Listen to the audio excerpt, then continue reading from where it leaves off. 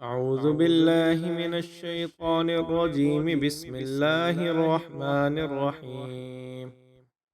والفجر وليال عشر والشفع والوتر والليل إذا يسر هل في ذلك قسم لذي حجر.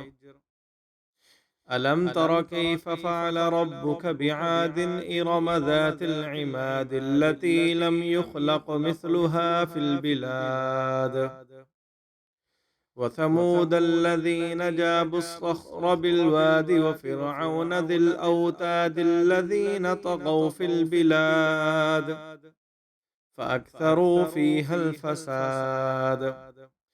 فصب عليهم ربك سوط عذاب إن ربك لبالمرصاد فأما الإنسان إذا ما ابتلاه ربه فأكرمه ونعمه فيقول ربي أكرمن وأما إذا ما ابتلاه فقدر عليه رزقه فيقول ربي أهانن كلا بل لا تكرمون اليتيم ولا تحاضون على طعام المسكين وتأكلون التراث أكلا لما وتحبون المال حبا جما كلا إذا دكت الأرض دكا دكا وجاء ربك والملك صفا صفا وجيء يومئذ بجهنم يومئذ يتذكر الإنسان وأنى له الذكرى يقول يا ليتني قدمت لحياتي فيومئذ لا يعذب عذابه أحد ولا يوثق وثاقه أحد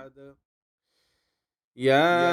أيتها النفس المطمئنة ارجعي إلى ربك راضية مرضية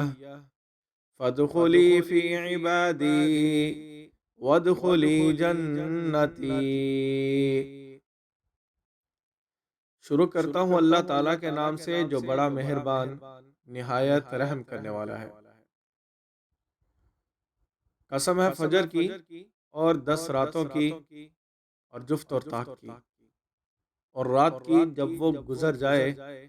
ان چیزوں کی قسم عقل مندوں کے واسطے معتبر ہے۔ کیا آپ نے نہیں دیکھا کہ آپ کے رب نے عاد کے ساتھ کیا سلوک کیا